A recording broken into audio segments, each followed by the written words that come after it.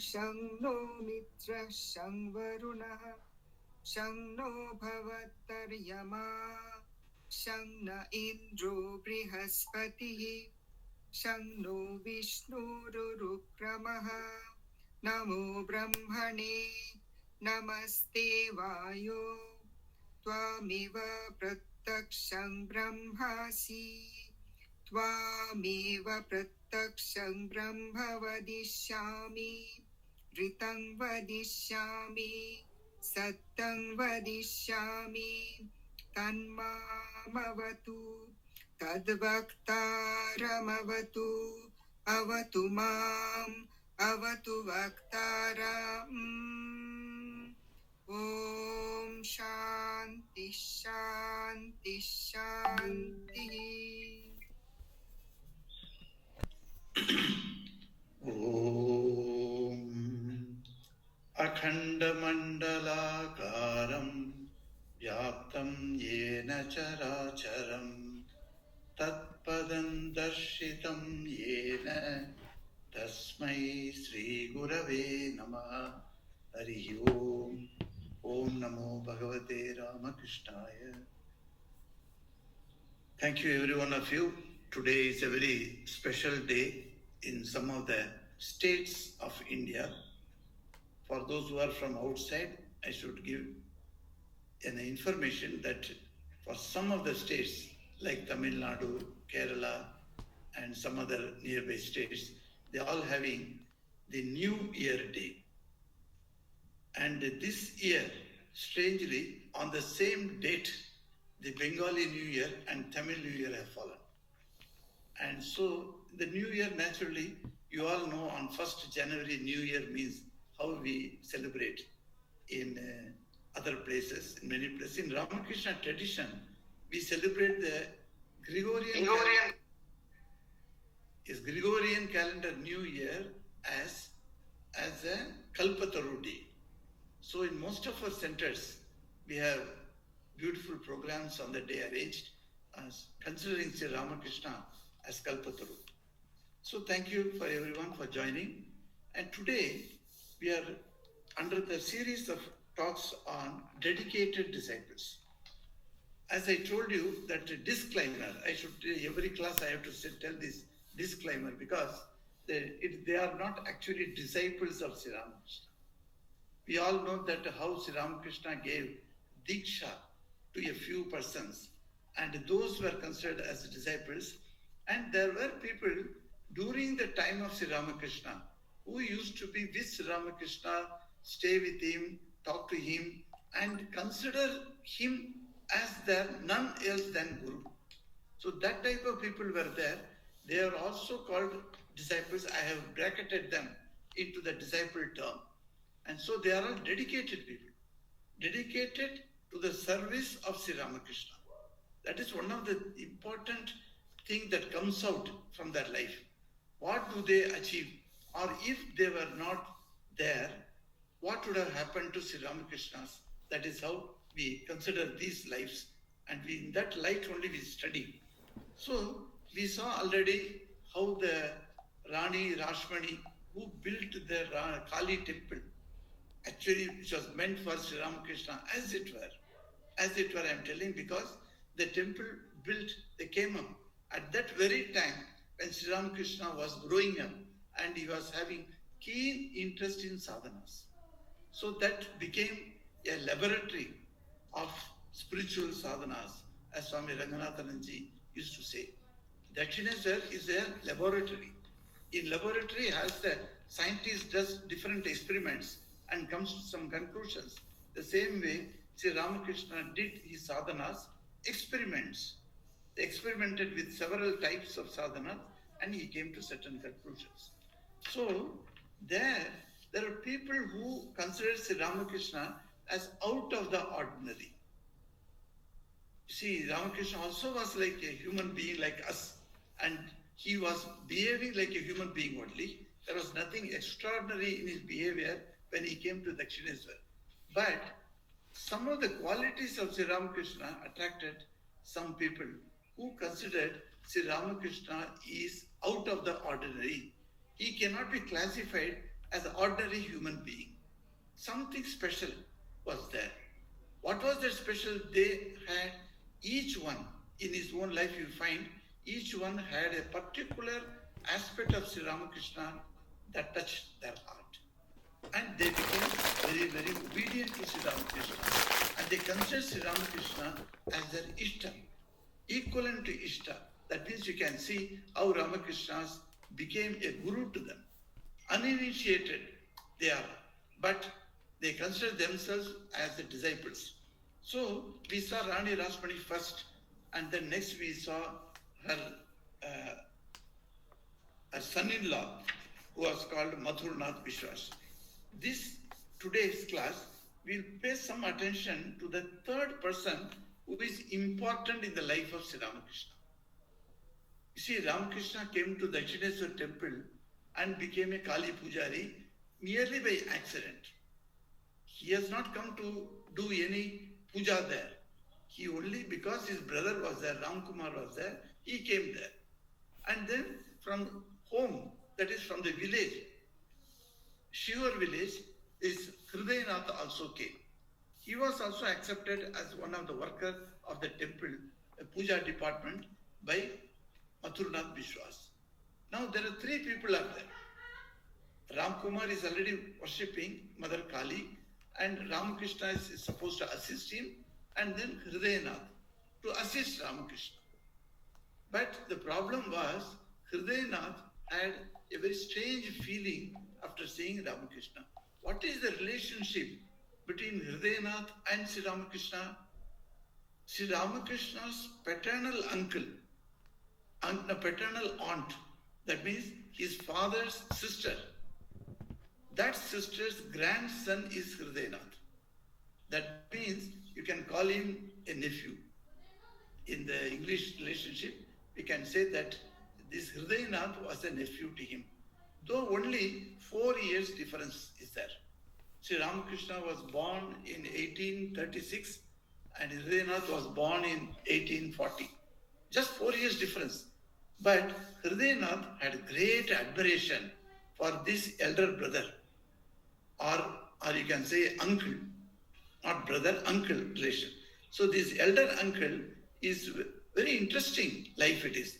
So HRIDAYnath looked at Ramakrishna.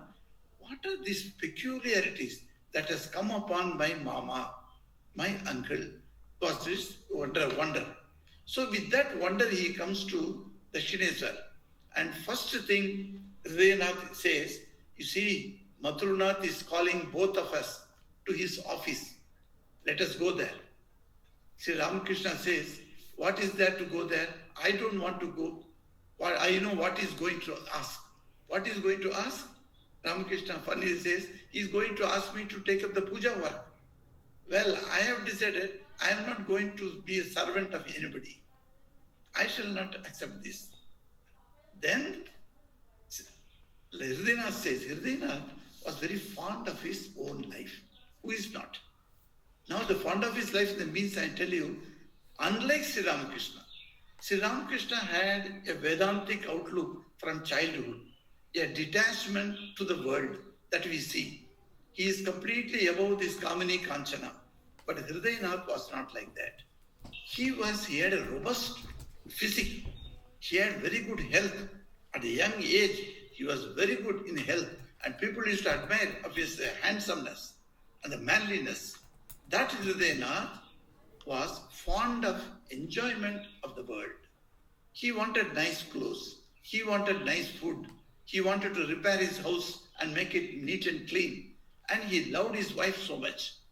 And in his life we find one wife he had who died early, and he married another girl also. Second wife he had. So such HRIDAYnath was fond of life and enjoying the life. It's not merely running a life. Oh, tumi keman acho, in Bengali we ask, cholche, they reply. Some people reply, as is going, is going. What is going? Life is not to be conducted like it's going. Life has to be enjoyed at every moment. That is the philosophy of this HRIDAYnath.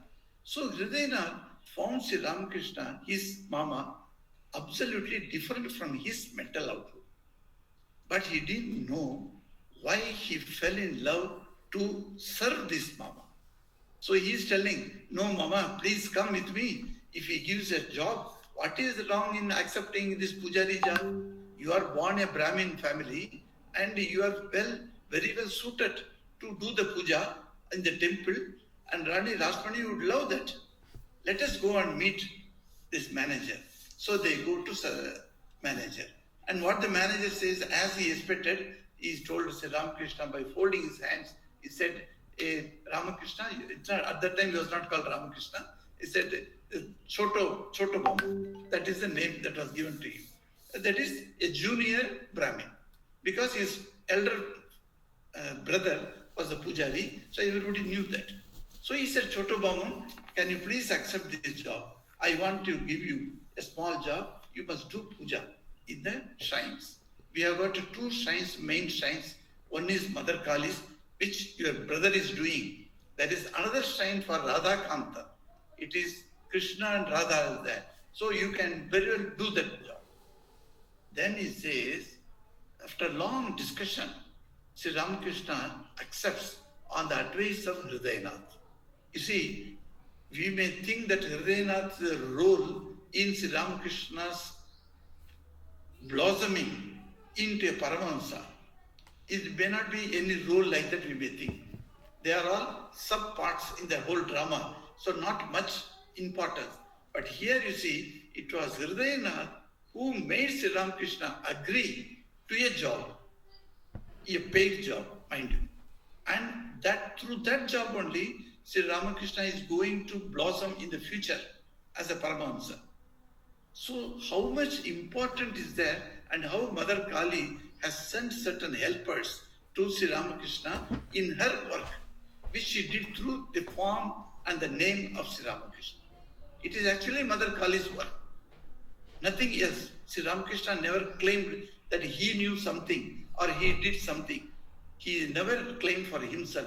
He always put it in the name of Mother Kali. So that Kali is the person who has done everything. That is full conviction was there.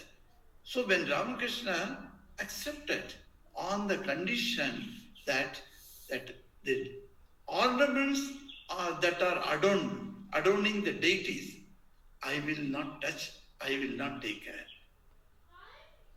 When this is the point that Ramakrishna had a deal with the manager. He says, let Hridayanath look after the ornaments. How many ornaments are there? How many ornaments are taken out from the treasury? And how many are placed on the body of the mother? And how many are taken out? And the night, whether all the ornaments are taken out or not, who keeps the accounts? So all those things I shall not bother with. I will do only puja. If you agree to this, let Hridayanath take care of this. That was the day Hridayanath felt that his mama is not ordinary man. Any pujari would have accepted such a job and would have been even pleased to handle the ornaments of Devi. Because all ornaments are gold. Gold ornaments always attract our attention. Everywhere you go, golden temples are being constructed. In India itself, we have golden temples. With the very near to Yelagiri, there is a place called, just 1.5 hours we can reach. It is called, what is Dandiri? What is the name of the place? Srinagar. Shripuram Maharaj. Shripuram is a place called Shripuram, very near to Yelagiri. And in that Shripuram, there is a temple which is covered by gold. It's a Mahalakshmi temple. When you go there, you are stunned to see that. We have seen Sikh people's golden temple in Punjab, Amritsar. Golden temple is very famous.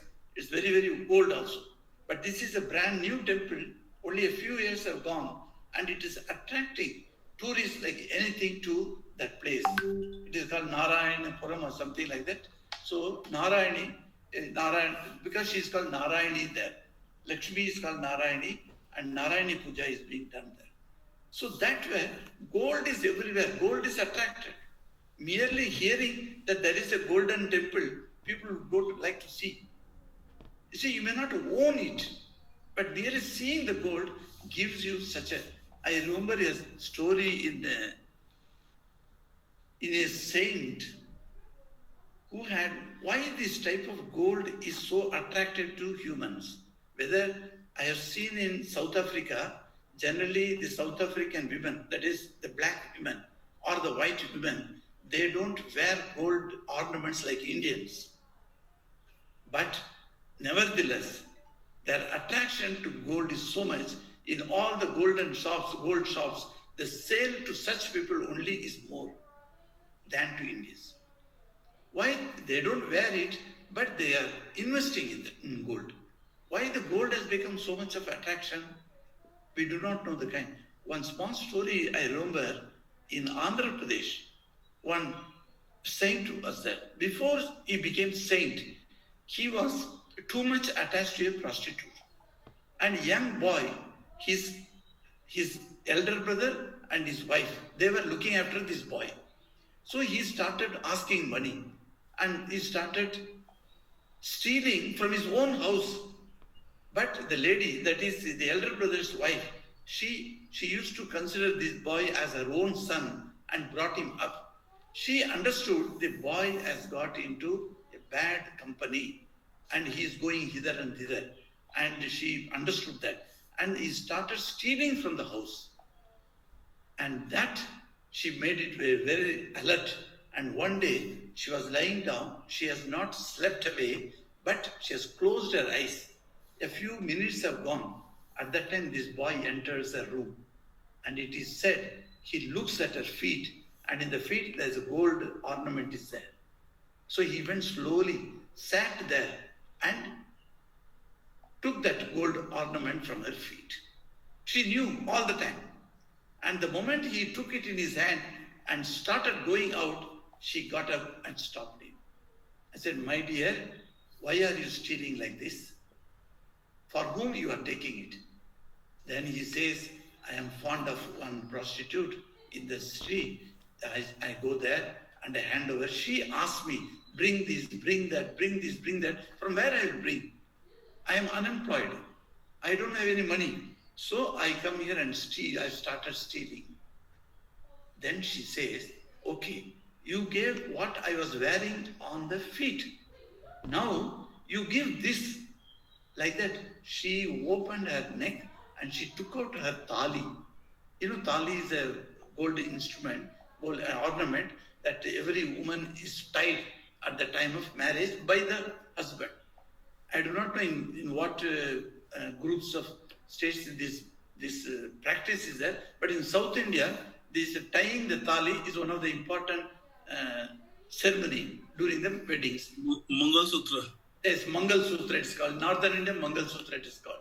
Mangal Sutra can be a small thread also. It can be a merely thread, but it can be an ornament also.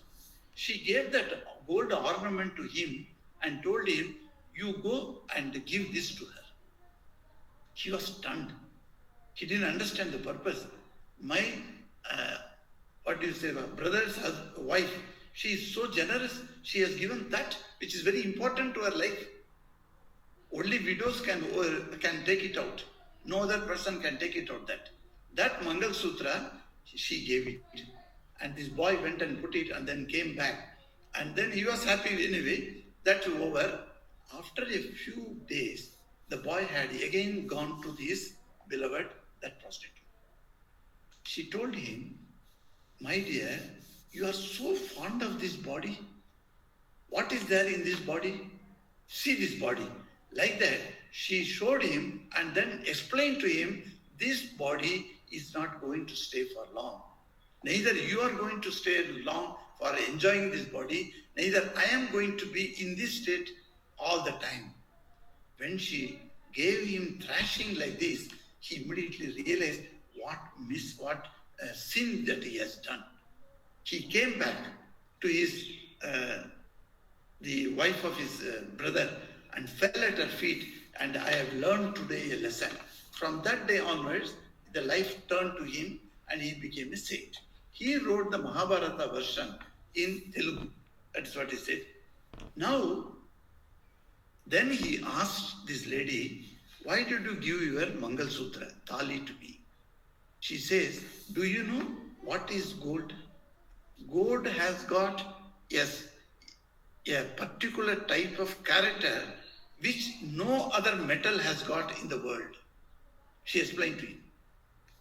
The gold, a gold ornament worn by a mother for long, say 15, 20 years, and the mother hands over her golden ornaments to her daughter during the marriage time. And the daughter starts wearing those gold ornaments. What happens is the tanmatra of that lady, of the mother, are getting transferred through the gold metal to her daughter. That's why the system has come. The mother gives her ornament to her daughter. The mother's qualities, the tanmatras, are going to take over the tanmatra of their daughter. So they join. So the very nice qualities of the mother are unknowingly transferred to the another person who wears that golden ornaments. So this lady is a pativrata. Her ornament was given to this prostitute. The prostitute became enlightened. So the gold has got so much of spiritual significance. Though the attachment to gold is a terrible thing which Sri Ramakrishna never liked. He could not even touch gold. He could not even say anything with it, do anything with the gold. That was his nature. Why? Not because the gold can catch him, because the attachment to gold will bring a man to ruins. That he knew very well. So he was very, very safe without touching the gold ornaments. See, that's how in the life of HRIDAY Ram, we see that how much he got attached to gold just by handling those gold ornaments, which he has not seen in his life. Till his 20th year, he has never seen gold ornaments. But only he has seen with others. He was such a born in a poor family, Brahmin family. And he has come to the temple. Now he sees wonderful gold ornaments for Mother Kali. And slowly, slowly the attachment grows. And that's why the attachment to life, this Kamini and Kanchana, these two concepts which is Ramakrishna speaks of, we should try to understand in its proper sense. Then we understand how this gold can ruin our life. So this attachment to gold was something great. So first time he sees in his uncle the man who says, I don't want to touch the ornaments. You take care of the ornaments. In that case, I will do the puja. And the puja is started, and both of them are very good assistant. He has got now. So Sri Ramakrishna is not worried about anything. He just goes and does his puja and comes away. And the noon time after the lunch, he goes away to the jungle where Totapuri is supposed to come later, the jungle. See, one of the important point I would like to tell you before proceeding with HRIDAY Ram's life is this, that these incarnations of God, what type of sadhanas they did, if you ask, very difficult to point out from the history. For instance, what did Jesus do in his young age? We do not have any recorded items. Neither has he talked about those sadhanas that he did. You see, in all great incarnations, even Sri Krishna and Sri Ramachandra, and you do not have. In the Puranas, we find many great persons with fine, wonderful powers of siddhis. But what they did, what type of sadhana they did, it is not there. So Swami Saradananda, in the book Lila Prasanga, he detailed discussion he makes why these sadhanas of incarnations should be known by ordinary people like us. He says these sadhanas are the guidance to us. Just as the Sthita Prajna Lakshana in Gita we find in the 2nd chapter, where the Sthita Prajna description is given. Arjuna asks Sri Krishna, how does the Sthita Prajna speak? How does he walk? How does he sit? What is his behavior? Then Sri Krishna explains the behavior of the Sthita Prajna. That is a man well studied wisdom, who has got steady wisdom. Is called Sthita Pragya. So this is what we understand. So the Shankaracharya says that while explaining these verses, he says these are all highest model of conduct of Sthita Pragya, but those things have to be practiced by the sadhaka. The highest product, say for instance, one example I give you, that Sitoshna Sukha Dukkeshu, that Sita Ushna and Sukha Dukkha, in all types of dualities in the past, one must keep your mind completely undisturbed. Now this is the highest quality of a Siddha Purusha. But Shankaracharya says, a sadhaka has to practice that. Suppose we don't even start the practice, when are we going to reach that highest goal? That's why he says, these things are explained in our scriptures for the practice of the sadhaka. So we find, if you adopt those incarnations of God as our model, as our Ishta, should we not know what did they practice? But strangely, in the life of Sri Ramakrishna, we get lots and lots of data on the practice of Sri Ramakrishna.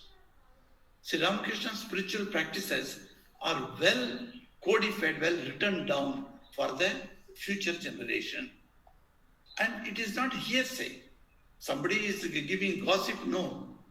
Sardananji himself met Hriday Ram and asked him, I hear from outside this incident, is it true?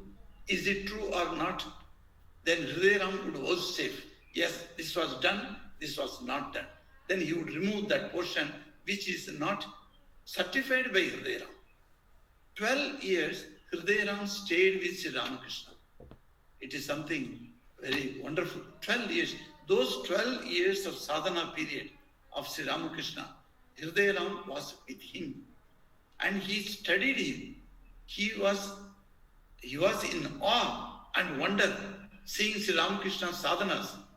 One of the sadhanas, it is said that Hriday Ram was suspicious of Sri Ramakrishna, that he suddenly disappears and he goes into the jungle. 1 day, 2 days, 3 days gone, 1 week gone, 1 month gone. Then he said, no, let me go with him. Slowly let me follow him and then see what he does at the noon time. So noon time, Sri Ramakrishna goes away into the thick jungle. So Hriday Ram followed. He thought he must have gone for toilet purposes somewhere there. Because there were no toilets at that time, you know that. So that is the place where Sri Ramakrishna used to go. So he must have gone. But it was not so. Some time gone. Then Hriday Ram takes some pebbles and throws at where he went. And no response. No response. And Ramakrishna comes back on his own time. It takes 1 hour, 2 hours, sometimes 3, 4 hours. Sometimes evening Arati has to be done, Mother's Arati. Hriday Ram goes and shouts, Mama, Mama, Mama, where are you? The time has come for Arati. Then Ramakrishna returns. So this was a great puzzle for Hriday Ram. One day he went with him and without the knowledge of Sri Ramakrishna, he followed him to the place where Sri Ramakrishna went inside. There was a beautiful, very big, with so many branches. There was an amlaki tree. You know, amlaki tree do not become very huge trees, but they give shape and there is an umbrella-like shape is there. Under that, Sri Ramakrishna was sitting. What he saw, sitting and meditation is okay for Hriday Ram. But what he saw was, he was stunned because he saw Sri Ramakrishna sitting there absolutely naked. When I am telling absolutely naked, there was not a single piece of thread of cloth was there. He had a jenu, you know, Upanayan time, Sri Ramakrishna had jenu. And that jenu also, he took it out. And his body was absolutely naked. And he was sitting and doing meditation. This stunned Hriday Ram. Then later, one day, Hriday Ram breaks this subject to his mama and asks, Mama, I don't understand you. I consider you as a mad cat. You have become mad. People talk to me, your mama is mad. I deny them. I tell them, no, my mama is not mad. Now I am convinced that my mama is mad. Why are you doing this type of sadhanas? What is meant for it? Then Sri Ramakrishna explains to him about Ashtapasha. Ashtapasha is a concept in Hinduism we find particularly in Tantrikism. You don't get it in Vedanta as such, but in Tantric religion, where the practices are done, the Ashtapasha is a very important point of discussion. 8 pashas, it is said. Whenever you think of Divine Mother, and Divine Mother is having this pasha in her hand. If you see Lalita Tripura Sundari picture, you find one hand, she has got 4 hands, and in one hand she is having that pasha. Pasha is what in English we translate it as a noose. That rope, you throw the rope, you have a knot made in the rope. So you make a knot like this and throw the rope. That knot will go and catch that object, and if you pull it, the knot is tightened.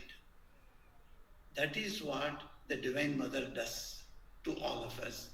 When we are born as a Jivatma, then she throws the noose on us, and the noose tightens, and she plays with it, with us, because we are all playthings for her. She plays with her children, and she puts the noose, and then she thinks, and she knows what this boy is doing, what this girl is doing, and that is what we are all playing in this world. And when the boy or the child gets upset and then prays to mother, then mother loosens that noose. When the noose is loosened, you get out from that pasha. When with pasha is called Jiva, and without pasha is called Shiva. That is what Tantra explains. There is a beautiful scriptures are there. So there is one Kular Nava Tantra, which is very famous. Those who study Tantric scriptures, they know about this Kular Nava Tantra. Very beautiful piece, and it has been very beautifully translated into English by one Englishman called Arthur Avalon. It's I used to study this in my young days. What a beautiful book it is. That gives us a concept about Tantricism, and this Tantric worship that was famous or predominant in certain areas in India. Not all the areas had Tantric worship predominant, but certain eastern areas of India had very good influence of Tantric worship. And this Kularnava Tantra is one of the top level reference book for all the Tantris. So they quote this. So they quote the 8 types of nooses she is holding, Divine Mother is holding. So it is 8. So Ramakrishna is telling to HRIDAY, do you know that Divine Mother has got a noose, and that 8 types of nooses she has got. And because she throws the noose on me, I am afraid. So I go and tell Mother, Mother, don't put your noose on me. Keep me free from your noose. And for that only, I remove all my clothing, including the genuine. Afterwards, he used to put it on. After the meditation, he used to put it on, but he would remove that. So these 8 types of pashas, you can even Google it and find out Ashtapashas, what are they? Very interesting things, you'll get it in internet. Now this is something made this HRIDAY Ram to think his mama has become mad. And then he started discussing with the manager and with Rani Rashmani also sometimes, that telling that I find some strange behavior in my mama. I do not know how can I assess him properly. Some other time is very quite normal. He talks to me very normally. I give him food, he eats food, and I take care of him, he's okay. But during his sadhana time, he becomes completely different. You see, you have made him pujari of mother. What he does in the puja time, he takes all the flowers and instead of offering at the feet of mother, he puts it on his head and he is sitting there. Puja, when it is done or not, we do not know. So many things HRIDAY Ram told in secret to the manager also. That you see, these are the things I do not understand. How can I consider him as a normal being? Something struck him, which he used to say, that my mama is not completely mad also. Neither my mama is an ordinary person. He is something out of the ordinary. That is the conclusion Hridayaram came to. Now this Hridayaram and Sri Ramakrishna's together being there in the temple was a great varaprasadam, was a great blessing for Sri Ramakrishna. The 12 years of his sadhanas, it was Hridayaram who protected him, who kept his body. Otherwise the body would not have stayed. He himself says, when I used to go into samadhi, it was very difficult for me to come back to the body consciousness. It was Hridayaram who used to beat me and thrust food particles in my mouth. Very difficult it was. He used to make my mouth open and then he would thrust food particles and make me eat. In that is the way he continued to keep my body. And he had such a great love for Hridayaram. But Hridayaram is an individual. He is not Sri Ramakrishna's, a disciple as such. And he had his own life. And because he had interest in the life of Bhoga, so his mind was different. So with the result, slowly, after a few years, he started separating from Sri Ramakrishna. Once this sadhaka period is over, Sardananji says, Hridayaram was... Sorry for the bell. The bell is for me. The tea time it is. But we will go up to 5:30, don't worry.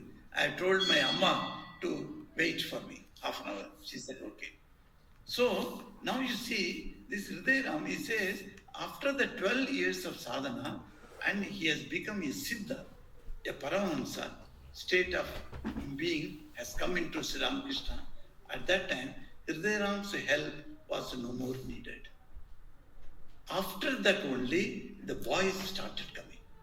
So during the sadhana period, none of these boys were there. But Sardananji Maharaj, he was very keen to meet Hridayaram, go to Shior and meet him and tell him that these are the things we hear about Sri Ramakrishna. Please justify it. Please tell us whether it is true or not. So this is the important point I wanted to say in the beginning, that this incarnation's life, we do find the sadhana period, which is not found in many of the other incarnations or other saints. Here we find what he did, how did he do his sadhana, and one by one, bit by bit, Sardanji has analyzed it. If you read Lila Prasanga, you will get it, that great master, that book. He says Tantric sadhana, Vedantic sadhana, Bhakti sadhana, how many types of sadhana he did, including Islamic sadhana and Christian sadhana. So with all the different types of sadhana within Hinduism, and within Hinduism also in Bhakti sadhana, Vaishnava sadhana, like that he made several types of sadhanas he took. And he did the sadhanas, and he used to tell sometimes to Yam. That is what Yam also noted down, those from the Gospel of Sri Ramakrishna. We do get some of the time of Sri Ramakrishna's sadhana period, and also from Hridayanath. So Hridayanath's role to maintain the body of Sri Ramakrishna, the physique of Sri Ramakrishna during the sadhana period cannot be considered as something very, very insignificant. Otherwise, we would not have got the body of Sri Ramakrishna, the photo of Sri Ramakrishna that we have. That body was maintained by this man, this nephew, and how wonderfully he did that. He had a great love for Sri Ramakrishna. At the same time, he was not like Sri Ramakrishna, getting off from the world. He was attached to the world. Being attached to the world has got its own repercussions in his life.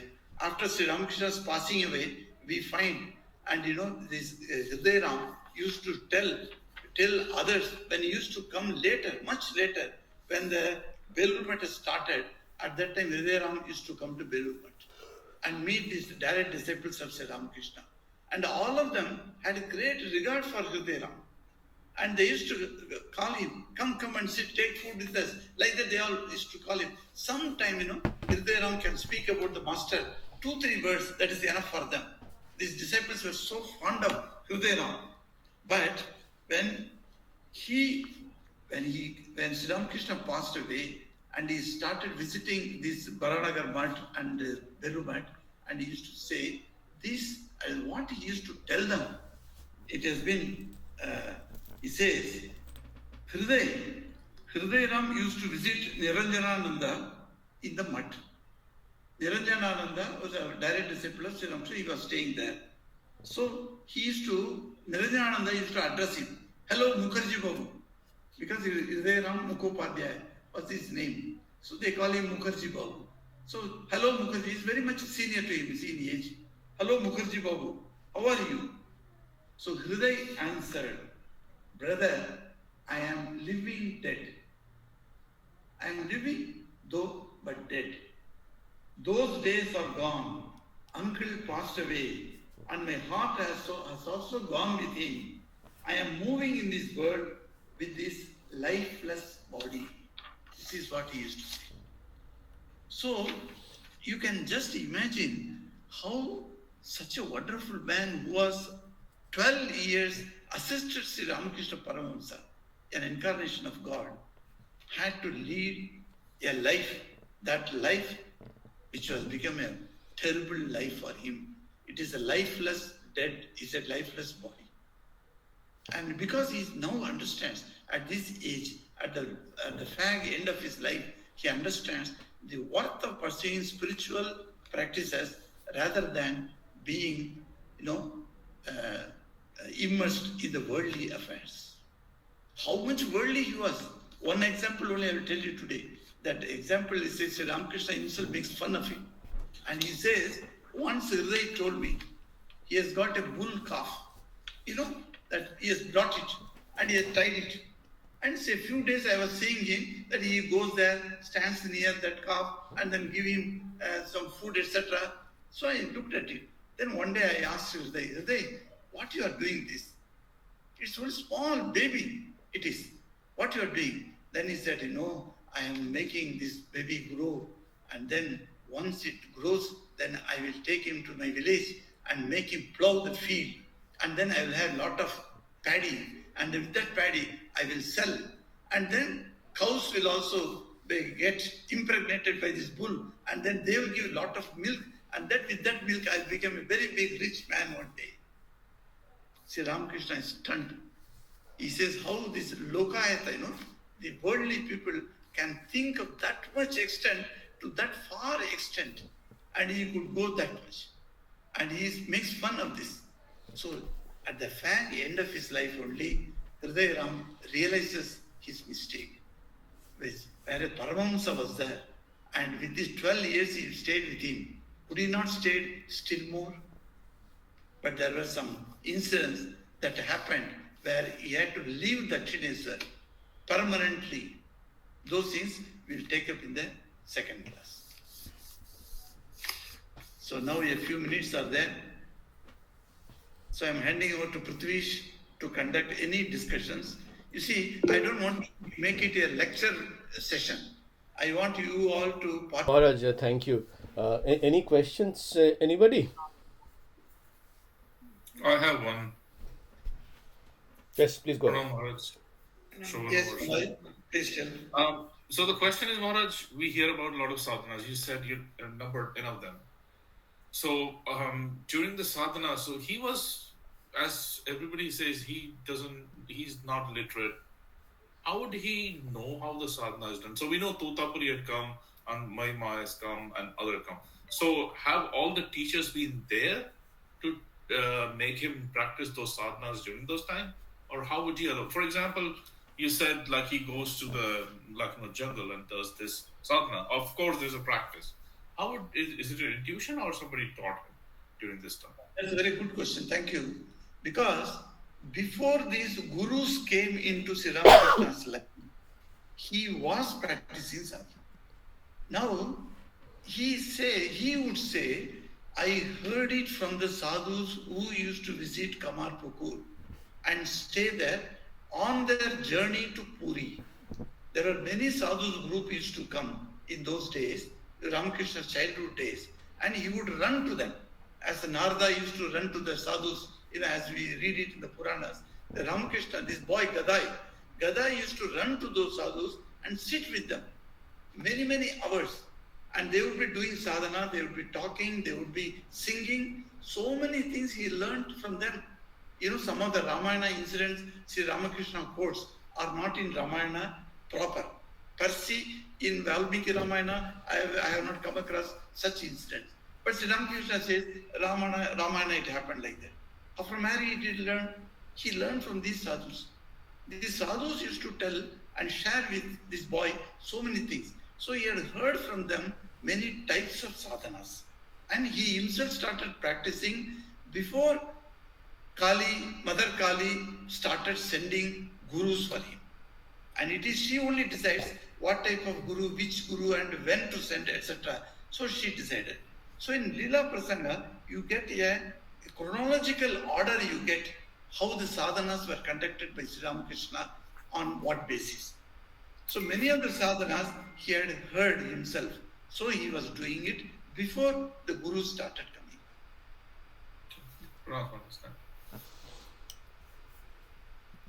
Thank you. I think Nandini Ravi has a question. You can go ahead. Namaste, Maharaj. Namaste. Maharaj, whenever I hear about this HRIDAY, he was the one person who stayed with Guru Maharaj during the sadhana days, but still he had the materialistic view in his mind. Yes. I feel he was with him during this. Why he was not able to transform his materialistic view? So the same applies to all of us. Like I sometimes get a fear, like whenever all these views will it affect us, something like that, Maharaj. Yes, that is true. Because this question normally comes up, why he could not change himself to a spiritual outlook, or why Sri Ramakrishna did not make any effort to convert him to spiritual. Is it a failure on the part of Ramakrishna? No, Maharaj. No. You can ask. Questions can be asked like that. So the doubts may come. So instead of putting the blame on Sri Ramakrishna, immediately we raise this question: why HRIDAY Ram was still attached to world, even though he was seeing the sadhana of Sri Ramakrishna. He never did any sadhana. At least seeing that he could have done one or two sadhanas, he also did not do. But he was taking care of Ramakrishna. Now you see, that is why I told the Pasha, the Devi has got a Pasha, and she puts these noose and tightens it. It is at her will only the noose can be loosened. It is not that HRIDAY Ram's wishes, it can go away. Because that is also a separate Shivatma. It has come with the previous samskaras of the previous births. What are the things that he has to enjoy? He must finish off in birth. Then only it will come. So the noose that has been put by the Mahamaya, that has been loosened by her. So when she will loosen it, at that time it can take place. Not because he has come. Ramakrishna gives an example. The Kamandalu of a yogi travels with a yogi, and the yogi goes all the 4 char dhams, and he comes back. The Kamandalu remains same black color. You see, the Kamandalu has got no change. Likewise, there are people who are fully insulated from any spirituality, even though they are nearest to the godly persons. There are people, because their samskaras have not yet risen, their vasanas have not yet gone, naturally they have to be like that. Thank you, Maharaj. Thank you, Maharaj. I think we have 2 more people raising hands, Malobika and Obhishanda. Malobika, go ahead, please. One is to add to Nandini's question, Maharaj, is like it seems like the sanskar is the most predominant factor that will be kind of first has to be positive or good enough to have the effect of sadhu sangha or the spiritual thing, like the example of the Kamandalu that you have given, and that nothing happens, like, and then again we say that okay, something needs to be happening, or then how does, like, if that pasha is not loosened up, then how does the sanskar change? So yes, very good question. I also agree with you that the pasha has to be loosened, and that loosening of the pasha, according to the tantric devotional methods of belief, it is in the hands of the divine mother, not with you. The jiva has got nothing to do, because all the jivas are her children, and she plays with her children as she likes. That is the answer given by the Bhakti Marga. They will not say that you have to try, you have to do it. You may not try, even if you try, you may not go, as the Kamandalu did not get changed at all. But if the Kamandalu needs to be changed, that will be done by the holder of the Kamandalu, not the Kamandalu itself. The second question is a chronological one, that when Thakur came with his elder brother, and that time only elder brother was appointed the pujari, and he was just with him, or he was appointed as assistant, because after that there was a period when he was also a priest to the Radhakanta temple, right? Yes. So no, the elder brother was the pujari, and he brought his brother to Calcutta at that time. So he brought and kept with him. At that time he was not doing anything, no assisting the elder brother. He would not even go to sometimes to the temple. He had no attachment to Mother Kali at that time. He was just a small boy growing 16-year-old, and he's growing up with his play. He would take the clay, because Ganges clay is very good, and he used to make some dolls, and that is very happy. But after 1 year only, he was asked by that manager to take up any work.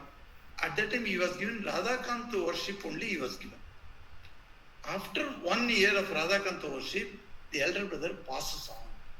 That is the tragedy that comes in Ramakrishna's life. And when the elder brother passed on, there was no other person to replace. So they told him to do the puja of Mother Kali. You see, he was born in a Vaishnava family. He was, though fond of Vishalakhi, Devi, etc., he used to do, but this attachment to Mother Kali did not arise until he came to be the pujari of the temple. So that great lot of changes came upon at that time in Sri Ramakrishna's life. And that is a very beautiful description is there in Leela Prasanga. So that was the question. So until, like, when he was the priest in the Radhakanta temple, still that acute attachment for searching for God was apparently not expressed. Apparently not visible. They were all hidden, because he used to run away to that jungle and do his sadhana, you see. So many of the practices, he did it silently, hidden from the prying eyes of the world. So nobody knew what he was doing. Oh, so that was from the Radhakanta temple? Yes, at that time. Yes. Hey, thank you, Malavika. We have two more people. Abhisandhya, I don't know if I'm pronouncing your name right. You have a question, you raised your hand. Yes. Yes, actually, I don't have a question. I wanted to tell something to Maharaj. I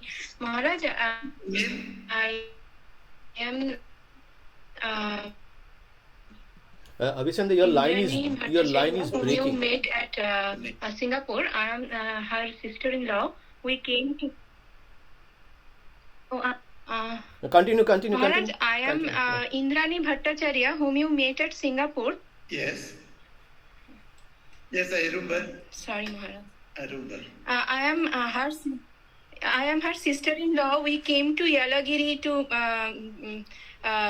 meet you, but we couldn't. You were not there. I just wanted to offer my pranam to you. Okay, thank you very much. It is the mother's blessings to you because today is a very good day. Happy New Year Day. Shubha Navabarsha. শুভ নববর্ষ মহারাজ। শুভ নববর্ষ মহারাজ, আমাদের প্রণাম নেবেন। নমস্কার। Thank কেমন আছো? মাস্কেটে ভক্তরা ভালো আছেন?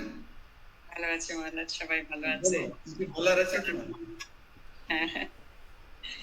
Thank you. I think Mr. Chatterjee, we came to know your name. Pranam Chatterjee. You have a question. Yes. It's like this, Maharaj. Somewhere in some literature I had gone through, I remember that HRIDAY Ram Mukherjee or HRIDAY was blessed with a vision once by Thakur. Yes. When he was insisting that you have blessed so many people, but you blessed me. Yeah. So but he could not withstand it. No, he could not. He could not withstand it, and then he was put back into normal position by Thakur. And Thakur told him at that time, when the time comes, you will get all these visions. Yes. Don't go on telling me, he said. Yeah. And my second, one of the visions he had, two visions he had. One of the visions HRIDAY Ram had, the same luminous, bright, light body Sri Ramakrishna had, his body also was made of the same substance he felt. You see, that is the oneness that we feel. The substance, we are one. Say, that is, you can have in this example. He felt that his body is no more the old body of HRIDAY Ram. It is made of that substance by which Sri Ramakrishna's body was made. Yeah. He felt that oneness with Sri Ramakrishna. But then he started shouting, etc. Then Ramakrishna pacified him, calmed him down, and said, "You shouldn't. This is only a silly experience I have given you, but I am getting thousands of experiences. I don't shout it, and I don't tell people like that. Like that, he makes him understand." Yes. I have a second question. I have a second issue or question. Maharaj, this HRIDAY has served Thakur for 12 years. Yes. And so he has done the godly service. So the sanskar with which he was born must have been improved because of his service. Oh yes, definitely. That itself, what is the proof of that samskar has been purified? His later last years, the last 4-5 years that he spent his life in utter disgust with his present life, that itself is a proof that his samskar has been completely, old samskars have been wiped out, and he's got purified those old samskaras. Yes. So we should have some hope. Yeah, we are all having hope. No, nobody is without hope. We all have hope. Maharaj, one continuing comment on that. See, all of us, our spiritual practices, we all yearn to get a vision, get to know God. Now we think in our mind that okay, that's something. Akbar Thakur wants Thakur, Ma, somebody's. We get to that state like that. That's a goal in life. So HRIDAY Ram has reached that stage. So with that in the context, do we consider him as a Siddha Purusha or we don't? A Brahma Gyani?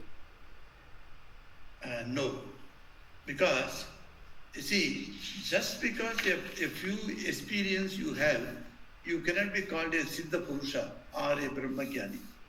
There are other things that are required for a knowledge, for an example of Brahma Gyani. That's why it said, the Gita 2nd chapter, the Lakshana, the Jivan Mukta person's Lakshana as a Sita Prajna, those things were not reflected in his life.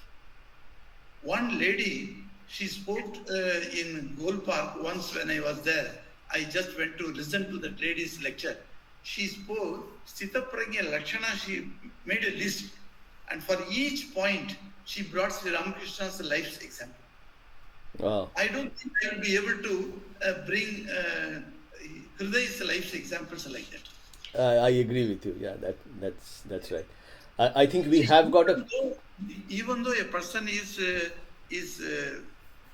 Vishayi means worldly person, even though he's got a lot of attachment, it is possible at some time or other, he is bestowed with the blessings of Divine Mother of some type of vision.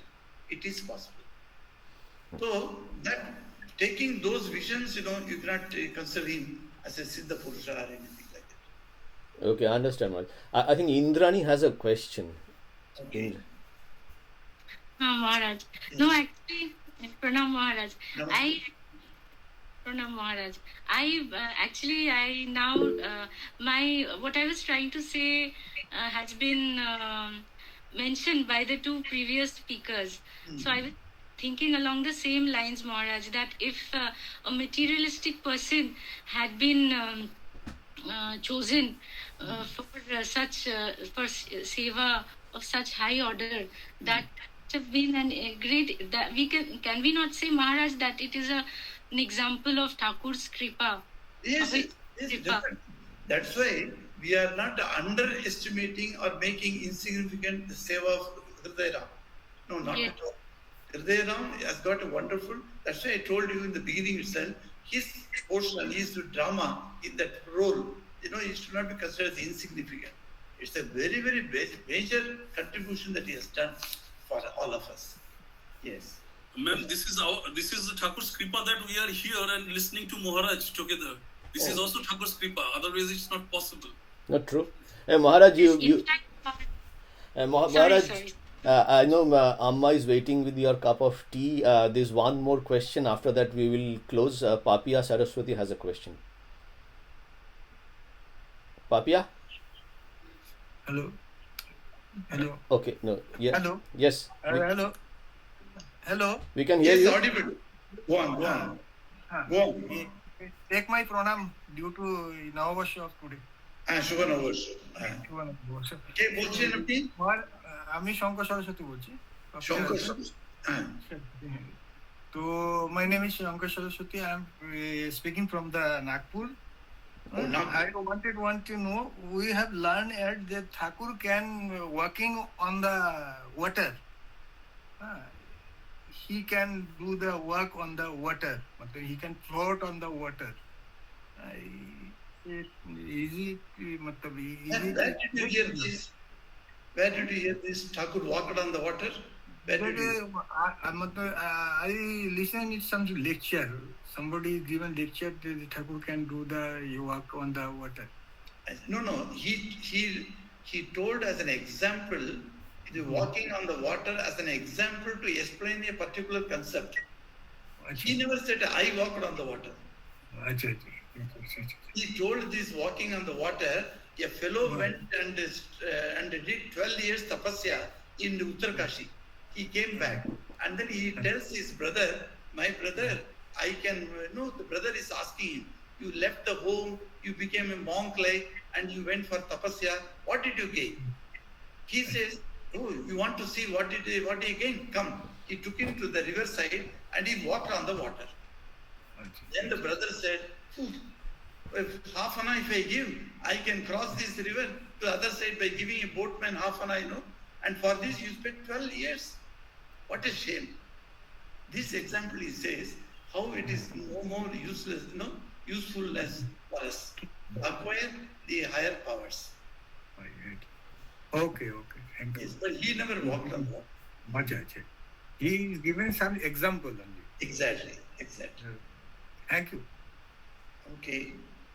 It is the last question করা যাবে? Okay, no, I think there's one more person also. Yes. Well, it's up to Maharaj. He or she should. No, I have no problem. You can continue. Okay. Yes. Carry on. Malavika, you and Krishnan, the two of you have a question. Carry on. So let Krishnanji carry on because I think it was before.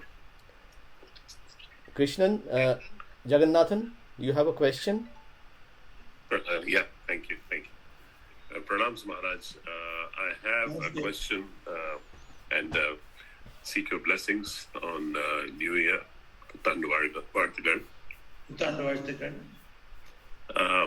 I have this term called Sarvato Mukha, which is generally applied to Narasimha and also to other lords. Literal meaning of course, we understand. But what does it mean in depth? You could actually drop me a message later because it's not in connection with this context necessarily. In which context you are asking this question?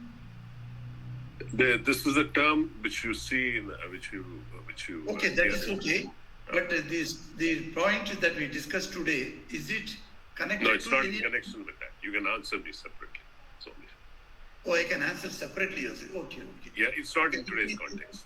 I will take it as the last point, okay?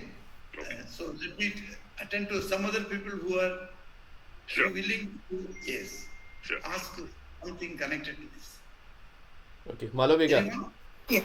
So, time-wise, during Totapuri, when Totapuri came to Dakshineshwar, was Hridayaram there or he had already left? No, he was there. Yes, Hridayaram was there. He was there? Yes, he was there. Now, can you tell me why I am asking this? Because after that, when Thakur practiced Nirvikalpa Samadhi for 6 months, he was there. So some unknown sadhu came and used to feed him, and it was not mentioned as Hridayaram was doing that. It was like this. Hridayaram, see, as I told you, he was worldly minded also. He had to take care of his family. So sometimes he would leave Sri Ramakrishna and go away. And those times only, that time Totapuri came, and he was very much there. After the Nirvikalpa Samadhi also, Hridayaram came and saw him going into Samadhi and coming back, etc. He has seen it. Yes. Thank you, Malavika. Thank you, Swamiji.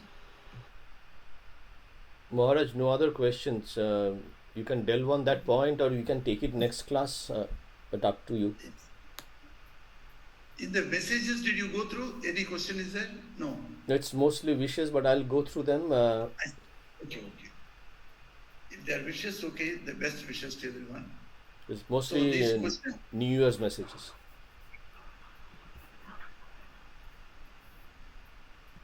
Sashank has raised. Pranams, Maharaj. Yes, please. Maharaj, at what point Hridayaram got to know that Sri Ramakrishna is an avatar? Yes, that's a very good question. He himself did not realize that Sri Ramakrishna was an avatara. You see, Sri Ramakrishna was an avatara, was a moot point at that time. At that time, nobody dared to tell these things that Ramakrishna was an avatara. It was only the bold, wonderful lady, Bhairavi Brahmani, who came later. She declared Ramakrishna as an avatara. Much later, the devotees started asking Ramakrishna, calling Ramakrishna as an avatara.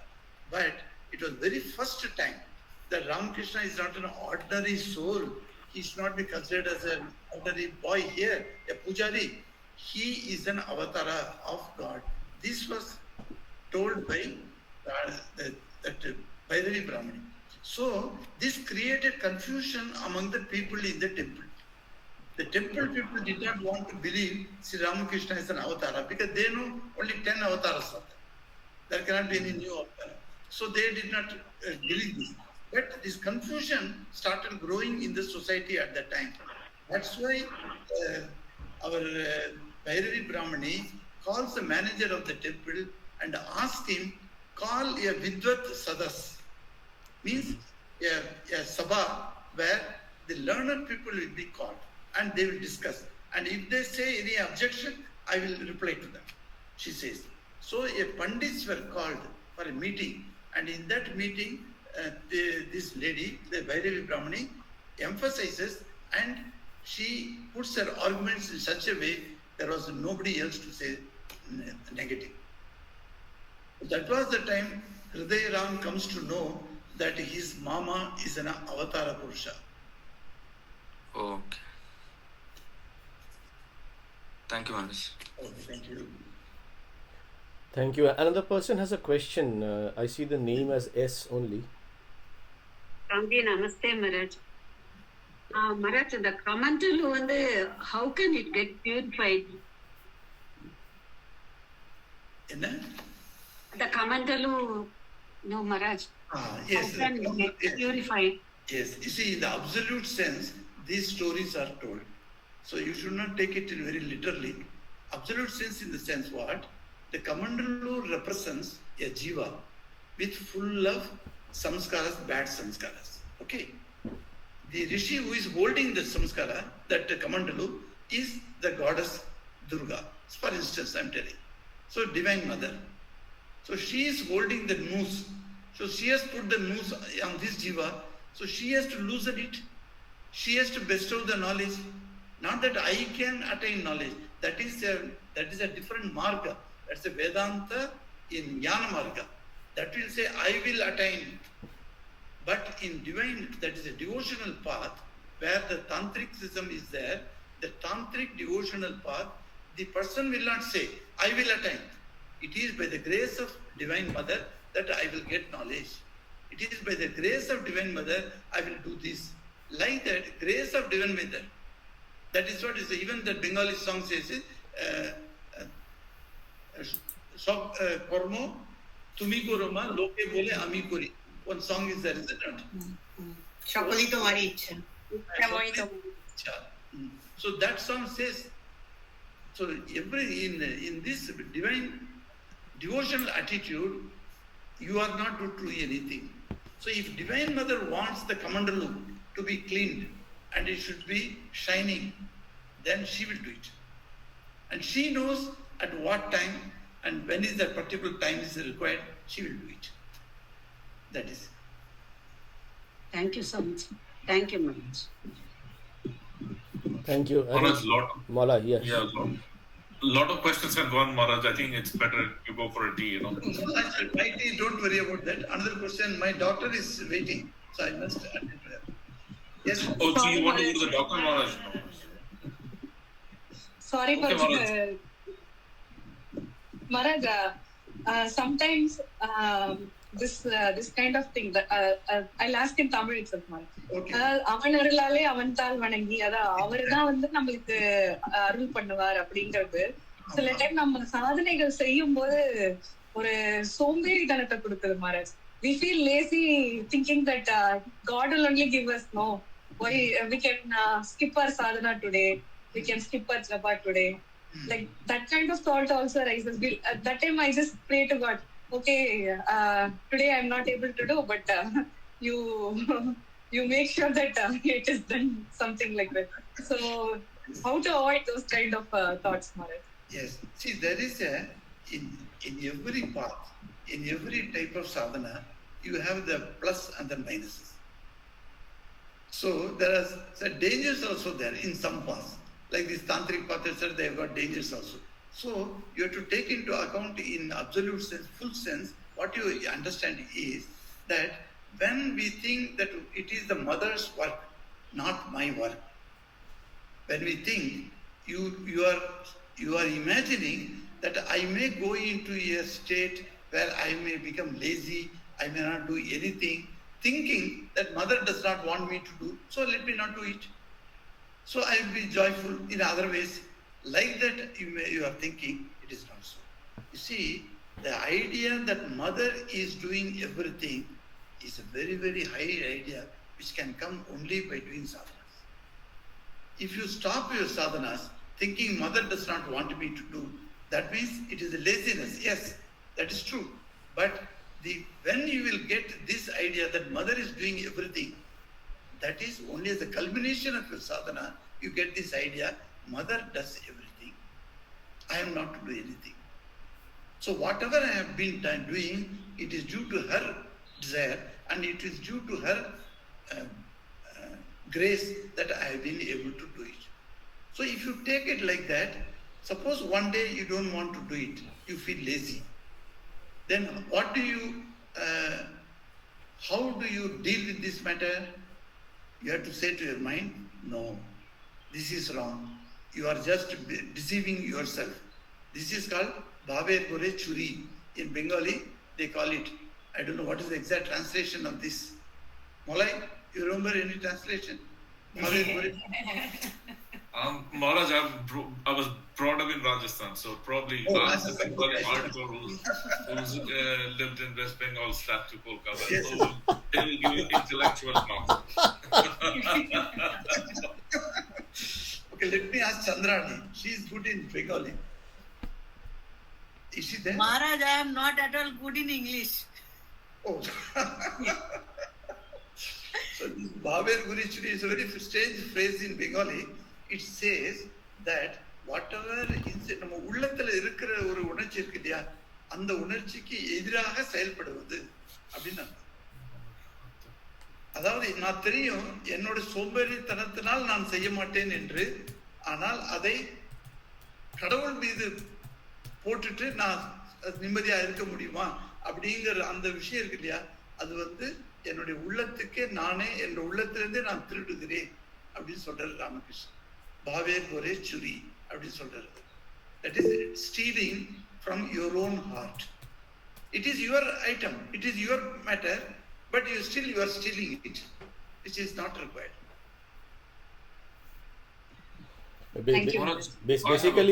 Basically means that mon mo kya karo, whatever is in your heart should be there in your deeds as well. So don't try to differentiate them. Maharaj, I wanted to remind everybody that the next session of this is planned for 12th of May. But before that, on 28th April, we have a session where you will take us through the Seekers of God. So 28th April, Seekers of God, 12th of May, again dedicated disciples. Shall we say goodbye? I have a question. What is the date of in April? 28th. Oh, that's it. Delhi Sarada Mission has got a spiritual retreat on that day. Divyananda Prana ji, Mataji will hold a spiritual retreat on 28th. Okay. At what time and where she will hold? Maharaj, it is morning 10 o'clock, morning 9:30 onwards, and up to 2 o'clock or 3 o'clock in the afternoon. Yeah. No, Dada, at 4 p.m. Huh? Up to 4 p.m. Dada. Up to 4 p.m. 4 p.m. Yes, Maharaj, last question of mine, sorry. So I think we mentioned about a lot of tantric meditation or sadhana which Thakur did. So Maharaj, that is different from Vedantic sadhana, right? Yeah, okay. Yeah, there are differences, yes. Yeah, there are differences. So Maharaj, tell me this. So if Thakur would only have done the Vedantic meditation on sadhanas and practices, would he be still transformed as known as avatars? I just have this, it seems there's a lot of emphasis on tantric meditation. Yet Thakur himself says that's not needed. Right, Maharaj? So is there an emphasis that in order to really grow into a true spiritual who understands everything, you have to have a practice of Tantra? You can't just alone do it through Vedantic meditation or Vedantic sadhana. Is that correct? I should say, partially you are correct. Because why I am telling partially is, our method of sadhana, as propounded by the seniors in the Ramakrishna order, is a combination of Vedantic, Tantric, two methods. Our method of even initiation has got ingredients of Tantricism inside. Our method of doing sadhana has got Tantricism inside. So it is not merely, even the mantra that is given to us has got Vedantic mantra combined with the Tantric method of adding Bija mantra. So these two have been conjoined by Sri Ramakrishna in his practice and his teachings, with the result what we find is that a system that is suitable to the present day or present day needs, I should say. So he did not propound Ramakrishna's system of sadhana is not something that we cannot follow. Not suitable to this age, you cannot say. Because it is very much suitable to this age. For that, he joined these two. One of the important achievements, or as we say about the other leaders, what are the achievements of the leader we say, we study like that. Like that, if you study Sri Ramakrishna's life, this one of the important achievement of his life is to bring back the glory of Tantra. During his time, he saw before his very eyes the Tantra has gone down to dogs. It was so bad. And he retrieved the Tantra and he purified the Tantra and he brought it and merged with the Vedic sadhana and he presented to us. So I would say that it was necessary for Sri Ramakrishna for this age, because he has come for this age as a savior, then it should be suitable to this age. You see. But he has forgotten Tantra sadhana. Who has forgotten? Not forgotten, forbidden. Thakur has forgotten Tantra sadhana. Yes, Tantra in our order, in RK order. Yes, yes. Tantra sadhana has got certain aspects, certain which that he did not want us to do it. He himself did not perform also. And he forbade us from doing that. But he purified the Tantra sadhana in certain areas. And those things are now united with this Vedic sadhana.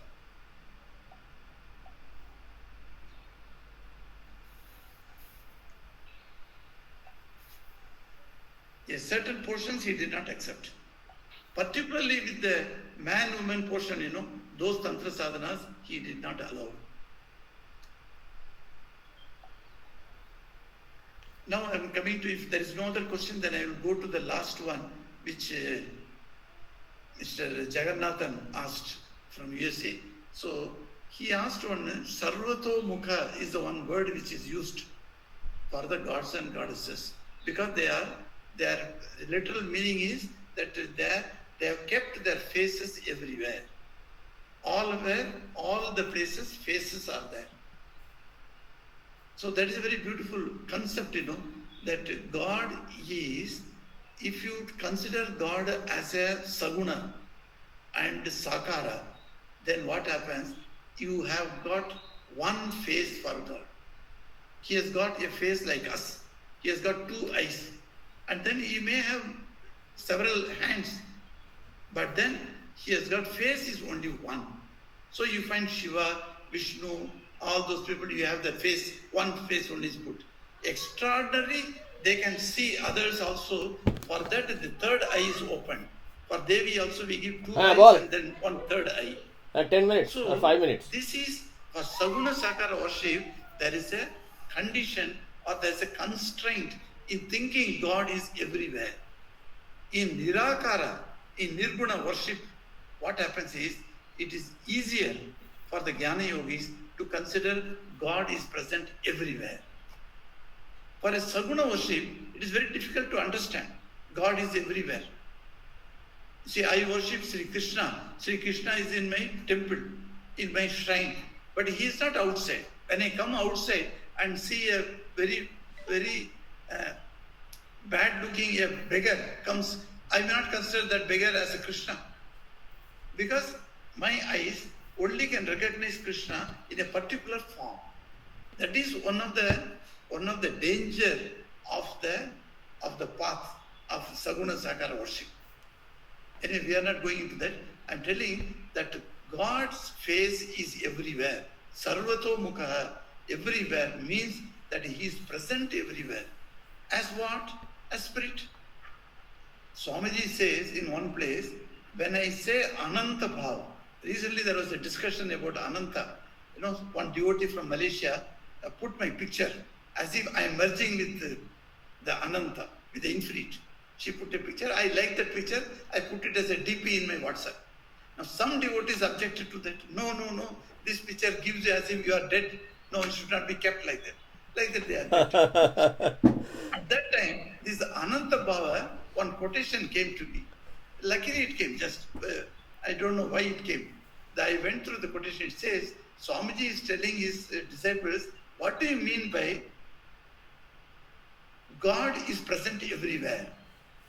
He answers, putting this question, he said, you think God is like something solid, something like Himalayas. Imagine Himalayas. Himalayas is a huge mountain, and that mountain expands, and it fills the whole world. So God is present everywhere like that. So Swami says, no, it is not a physical thing. It is a spirit. A spirit means that it is only light, and that is expansion. That expands everywhere. So God is present everywhere means what he explains there. So now we have to understand from this point of view that this Sarvato Mukha is presence of God everywhere. Omnipresence is the one word answer to that. Is it okay, Krishnan? Yes. Yes, Maharaj. Yes, thank you. Thank you, Krishnan. Thank you, Maharaj. So, Maharaj, let's close this. If you will like to say the last. Nagendran wants to say something. Okay. Nagendran, your mic was unmuted. Maharaj, Pranam Maharaj. சொல்லுங்க. தமிழ் புத்தாண்டு நல்வாழ்த்துக்கள் கொடுத்தது ரொம்ப சந்தோஷம் Maharaj. Okay. It's very fortunate for me. Thank you. Yes. God bless you. Yes. If there is nothing, then I take leave of all of you. Durga to everyone. Om Shanti Shanti Shanti.